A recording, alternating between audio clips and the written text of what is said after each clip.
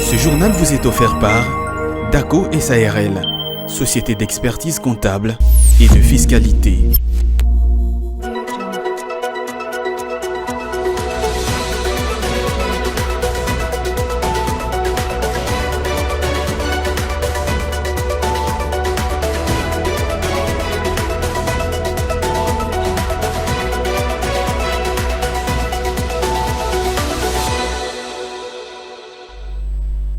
Merci de choisir Ecofin Télévision pour vous informer. Mesdames et messieurs, bienvenue dans cette rétrospective de la semaine. Une équipe d'ingénieurs de l'Agence congolaise des grands travaux a été déployée depuis le début de cette semaine dans la province du Kasaï. Objectif de leur mission, collecter des données du projet de réhabilitation de l'aéroport de Tshikapa, un projet piloté par la CGT et réalisé grâce au financement du programme sino-congolais. Suivez.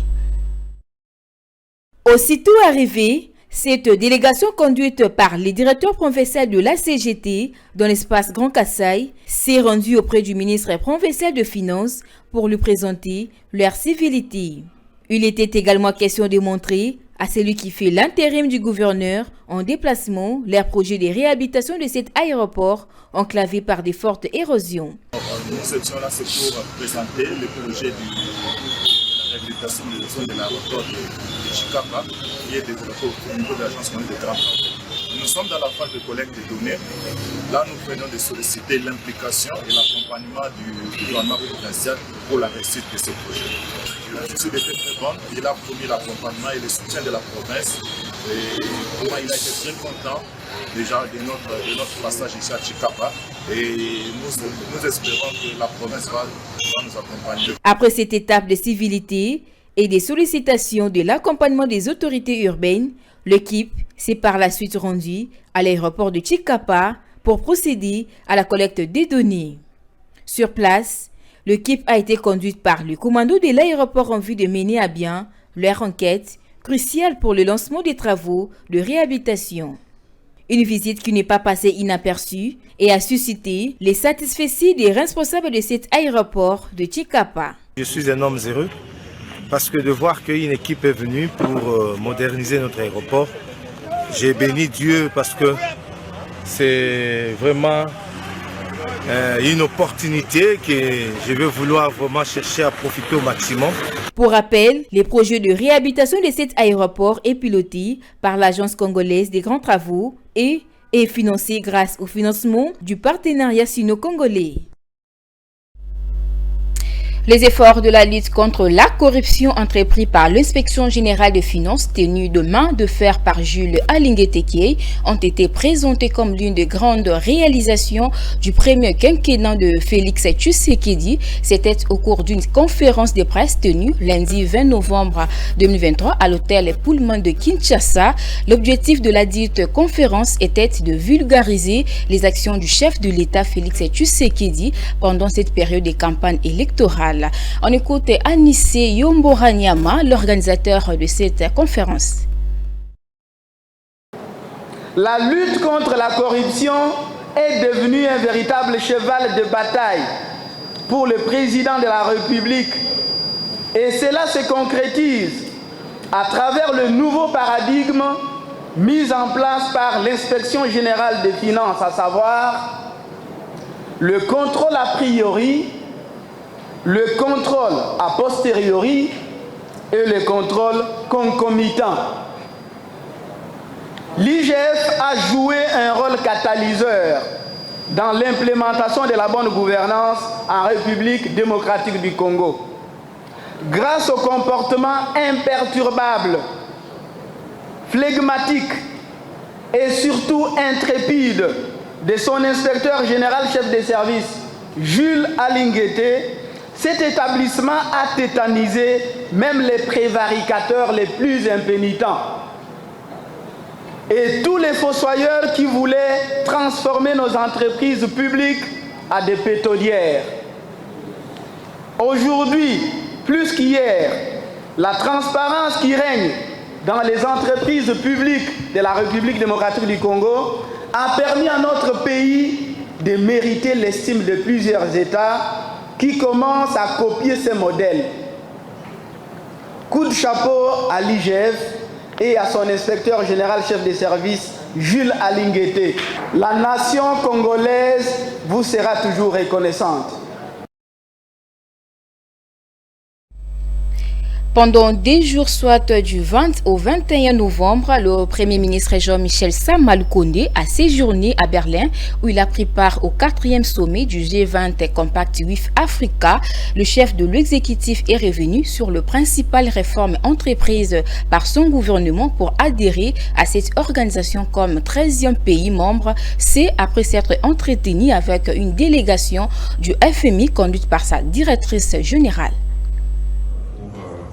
La question, Leurs Excellences, Messieurs les chefs d'État, chefs de délégation, Mesdames et Messieurs, je voudrais moi aussi à mon tour remercier le chancelier fédéral pour l'invitation qui a été faite à la République démocratique du Congo, mais surtout l'annonce dans son discours de l'adhésion de la République démocratique du Congo comme 13e pays membre du Compact africain.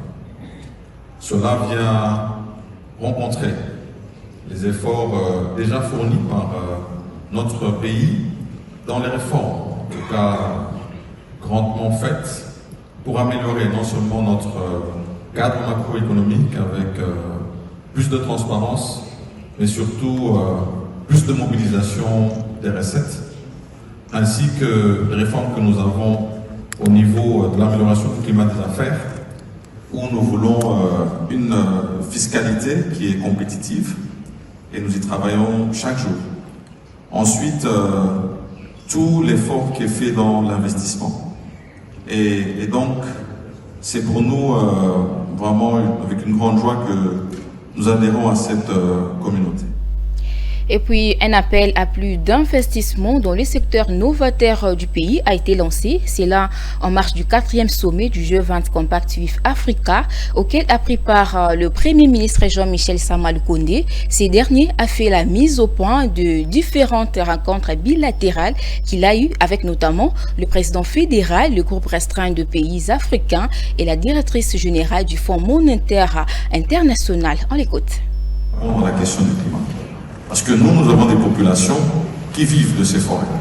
Lorsque elles n'ont pas d'énergie, parce que c'est le cas, en République démocratique du Congo, c'est entre 12 et 20% que nous avons d'accès, et c'est beaucoup plus dans les zones rurales que les populations ont accès à l'électricité, dans les villes plutôt, je voulais dire. Par contre, dans les zones rurales, nous n'avons pas cette énergie. Donc si nous n'investissons pas dans les micro-centrales pour donner de l'énergie, si nous ne le faisons pas pour ces 100 millions d'habitants, ça veut dire que tous les jours nous perdons en forêt. Et ça veut dire que nous prenons le risque de continuer à dérégler notre système climatique. Donc nous disons aujourd'hui, nous avons mis le cadre, l'architecture, pour être compétitifs, en revoyant notre cadre fiscal pour appeler à plus d'investissements. Mais d'un autre côté, nous demandons à ce qu'on puisse prendre plus de risques. Ça a été dit ici. Si jamais on ne prend pas de risque aujourd'hui dans l'investissement, alors nous prenons le risque de laisser une planète en danger aux générations futures. Alors, un autre point qui est très important et qu'il faut mentionner ici, c'est que nous avons besoin d'aller dans l'industrialisation pour être plus résilients par rapport aux défis économiques qui s'imposent à nous. Ce n'est pas possible, même dans le cadre de la zone de libre-échange africaine, d'y aller si jamais nous n'avons pas suffisamment d'énergie pour ces industries de transformation. On parle d'agriculture, on parle de transformation locale, de chaîne de valeur, mais cela n'est pas possible sans énergie.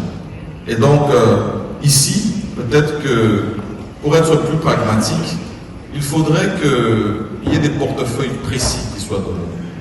Comme ça, les investisseurs peuvent savoir de manière claire là où ils pourraient investir.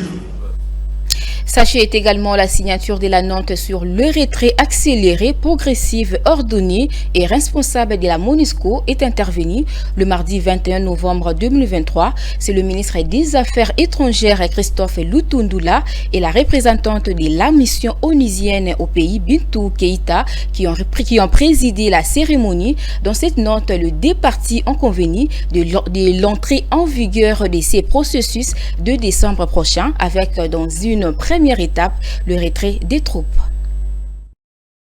La signature de cette note marque une phase cruciale, le processus de retrait de la mission onusienne en République démocratique du Congo. Les réflexions du comité conjoint MONUSCO-RDC et les propositions faites sur le retrait accéléré, progressif et surtout responsable. C'est l'essentiel contenu dans ces documents qui fixent, en outre, la mission en exécution de ces processus dès le mois de décembre prochain. Pour la partie congolaise, représentée par le ministre des Affaires étrangères Christophe Lutundula, le résultat obtenu est le fruit de la collaboration entre le gouvernement congolais et les experts de la MONUSCO.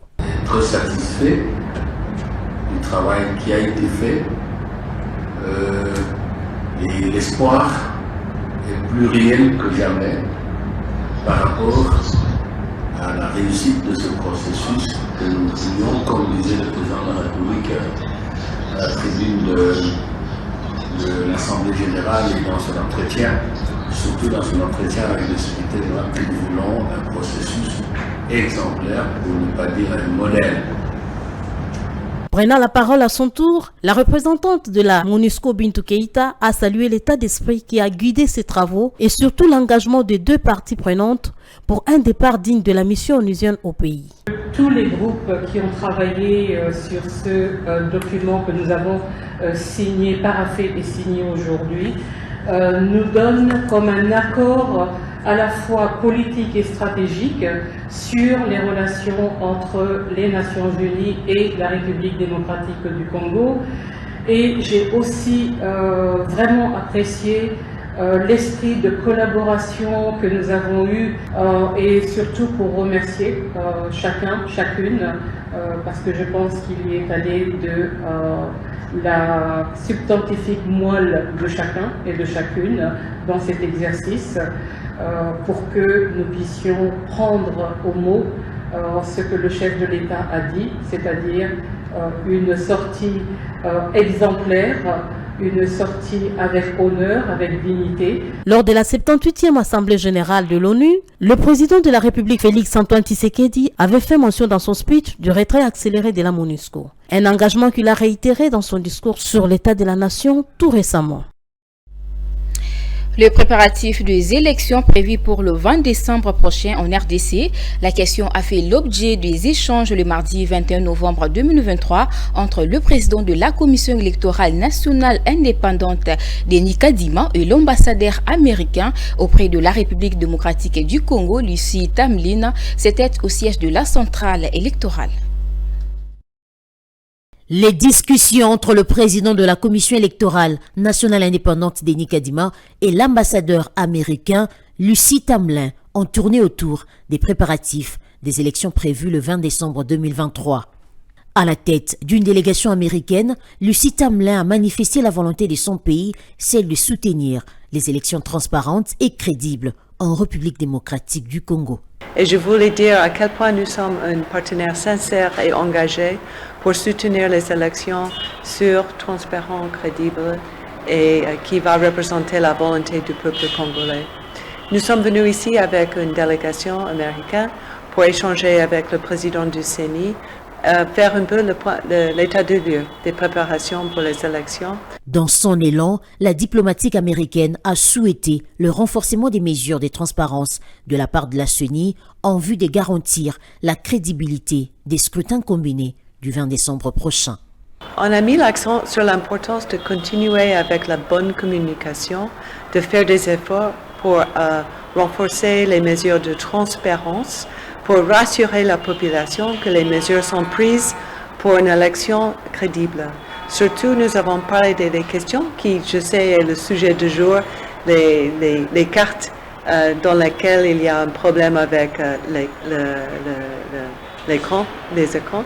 Et donc, le président nous a parlé des mesures qui sont mises en place pour assurer la duplication et donner une nouvelle carte pour ceux qui ont ce problème.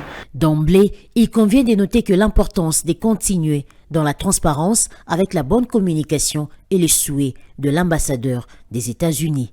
Sur ce, la centrale électorale est plus que jamais engagée dans cette voie afin de sensibiliser davantage les populations à soutenir le processus électoral. La nécessité d'assurer la continuité de services publics en cette période de la campagne électorale, c'est le thème principal abordé dans une réunion restreinte du Conseil de ministres présidée le mercredi 22 novembre 2023 par le Premier ministre Jean-Michel Samaloukonde. C'est là après sa participation active au 4e sommet du G20 Compact with Africa 2023 à Berlin en Allemagne. Suivez. Aussitôt rentré au pays après sa participation active au 4e sommet du G20 Compact with Africa 2023 à Berlin en Allemagne, le Premier ministre Jean-Michel Samaloukonde a présidé cette réunion avec quelques membres du gouvernement à l'hôtel du gouvernement à Kinshasa. Une réunion axée principalement sur la nécessité d'assurer la continuité des services publics en cette période de campagne électorale. Le chef du gouvernement a exhorté les membres de son équipe de porter une attention particulière sur les questions telles que l'approvisionnement en carburant et d'autres denrées alimentaires des premières nécessités. Le Premier ministre chef du gouvernement a présidé ce mercredi 22 novembre 2023 la 3e réunion restreinte du Conseil de ministres. 4 points étaient inscrits à l'ordre du jour de cette réunion restreinte, à savoir la communication du Premier ministre chef du gouvernement, point d'information, examen et adoption des dossiers, puis examen et adoption de textes. Dans sa communication, le Premier ministre chef du gouvernement est revenu sur la nécessité d'assurer la continuité des services publics parce que cette réunion, c'était la première depuis les débuts de la campagne électorale. Il a exhorté les membres du gouvernement concernés par des questions comme celle de la monnaie, de l'approvisionnement en carburant et à d'autres denrées de première nécessité, de rester en permanente alerte pour pouvoir répondre aux préoccupations de nos populations. À noter également que certains membres du gouvernement candidats à différents niveaux de ces élections sont sur les terrains pour battre campagne, comme l'autorise la loi électorale. Une offre de financement pour la livraison en urgence des produits de première nécessité dans des zones fragilisées était l'un des points de communication soumis à l'appréciation du gouvernement au cours de la même réunion restreinte du Conseil de ministres. On écoute à propos Patrick Mouyaya, porte-parole du gouvernement. Dans les mêmes ordres, des missions gouvernementales seront diligentées dans les territoires de Manembankoulou et en province orientale, principalement à Kisangani, pour faire les suivis à la suite des événements qui ont touché la sécurité dans cette partie du pays. Le Premier ministre et chef du gouvernement est aussi revenu durant cette réunion sur sa participation en Allemagne il y a quelques jours aux grandes réunions du Compact Africa, initiative à laquelle la République démocratique du Congo a été acceptée. Au sujet des points d'information, le vice-premier ministre, ministre des Affaires étrangères, a fait la présentation au Conseil de la dernière note qui a été signée conjointement avec la MONUSCO, qui consacre les débuts du processus du désengagement progressif, suivant la volonté exprimée par le président de la République à la suite de la volonté populaire exprimée notamment de suite de manifestations de rue, ce qui permet dans les prochains jours le désengagement effectif de la mission des Nations Unies en République démocratique du Congo. Le ministère du Commerce extérieur a organisé le vendredi 24 novembre un atelier d'évaluation de la réforme du guichet unique intégral du commerce extérieur, GUS en sigle de la RDC. Il était question d'établir sur l'importance de cet outil qui permet entre autres d'accroître le rendement du travail des commerçants. L'activité s'est déroulée à Sultani River Hotel à Kinshasa. Le go de cette activité a été donné par le ministre du Commerce extérieur, Jean-Lucien Boussa. C'est en présence de plusieurs personnalités du pays. Dans son allocution pour la circonstance, le ministre sectoriel s'est attardé sur l'importance du guichet unique intégral du commerce extérieur. Un dispositif créé pour répondre à la nécessité de simplifier par voie électronique les procédures de tout le service intervenant aux opérations de dédouanement. Ces processus ne permettent non seulement d'optimiser le rendement du travail de commerçants, mais surtout de donner une bouffée d'oxygène à l'économie nationale.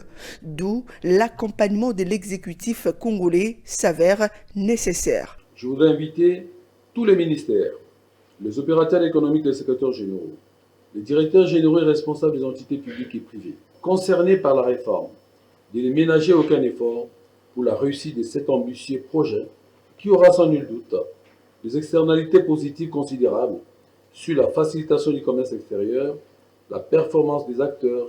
De son côté, André Boloka, coordonnateur du guichet unique intégral du commerce extérieur, a remercié les efforts consentis par le gouvernement pour la réalisation de ces grands projets. Le remerciement au gouvernement de la République, mais également au comité de supervision dans son ensemble et de manière singulière, à son Excellence, Monsieur le ministre du Commerce extérieur. Il faut souligner que le guichet unique intégral du commerce extérieur est une plateforme électronique neutre, transparente et sécurisée.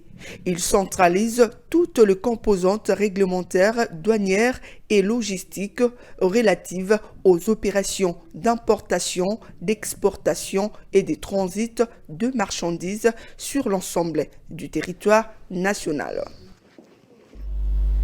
Quelques participants à cet atelier ont exprimé leur satisfaction tout en demandant au gouvernement congolais d'accompagner davantage les actions menées par ces guichets uniques intégral du commerce extérieur, un dispositif qui, à les en croire, renforce la transparence dans le secteur du commerce et lutte contre la fraude et tracasserie financière. On les écoute. J'ai constaté qu'il y avait du rendu ou de la chaleur de la part des acteurs qui ont dû réagir de manière positive à ce qui est en train d'être fait dans le guichet unique intégral du commerce extérieur, notamment sur les avancées qui sont constatées à ce jour. Et nous avons aimé, nous avons apprécié la réactivité des acteurs, mais également leur contribution à ce qui est en train d'être fait, de manière à pouvoir améliorer cela. Voilà, là, j'ai beaucoup apprécié leur feedback. Très important pour l'État congolais d'accompagner cette réforme, d'autant plus que, comme on l'a eu à relever au cours de cette présentation, il y a quelques poches de résistance et là, du coup, on a besoin de l'implication institutionnelle à tous les niveaux, question d'obtenir l'adhésion de toutes les parties prenantes et afin de pouvoir aboutir à l'opérationnalisation du guichet unique sur tous les secteurs d'activité et permettre à l'État justement de pouvoir recueillir les fruits de cette réforme, notamment dans la maximisation des recettes de l'État, dans la traçabilité et beaucoup d'autres objectifs qui sont poursuivis par cette réforme très importante liée au commerce extérieur. Comme on a eu à expliquer, il y avait quelques zones d'ombre au niveau des Ségus et tout ça. Donc avec les questions qui ont été posées et les réponses, nous avons pu dénicher quelques problèmes et essayer par perspective de pouvoir évoluer avec ces. Et pour finir, faire connaître la loi qui régule les activités de la sous-traitance en République démocratique du Congo fait partie des prérogatives de l'ARSP. Son directeur général Miguel Katem Kachal a fait le déplacement des Kikwit dans la province du Kwilu pour s'entretenir à ses propos avec la population de ces coins. Suivez. Pour étendre la couverture des activités de la RSP à travers le pays, le directeur général de cet établissement public a fait le déplacement dans la ville de Kikwit, province de Kwilu. À sa descente d'avion, l'honorable Miguel Katem a été honoré par des centaines de Kwilois mobilisés pour la circonstance. Bienvenue chez vous.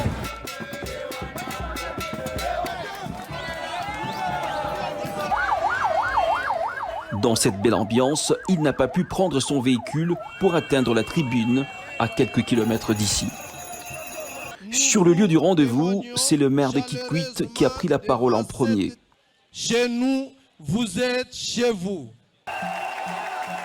Après lui, le DG adjoint de la RSP, qui a par la suite invité le numéro 1 de la sous-traitance en RDC, l'honorable Miguel Katambe, pour son adresse portée sur les bénéfices de la vision du chef de l'État dans le domaine de l'entrepreneuriat et de la sous-traitance, car ceci est une affaire du peuple. Bana yaki kwiti mbote na beno.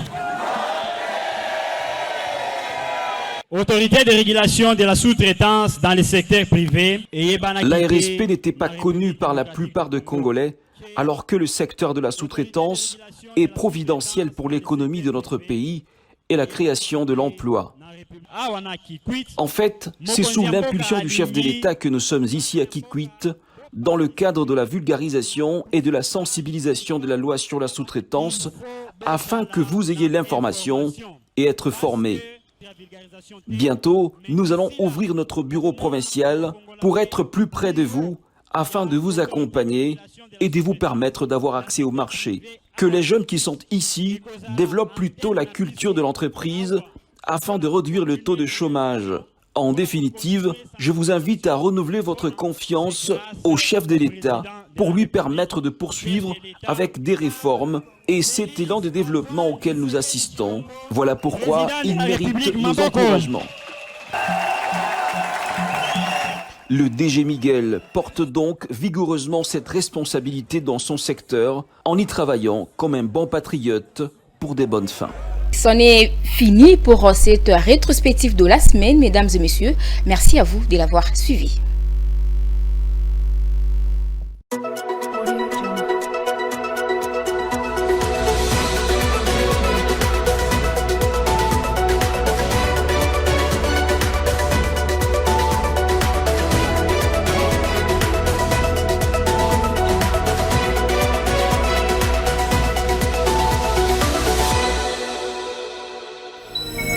Ce journal vous a été offert par DACO SARL, société d'expertise comptable et de fiscalité.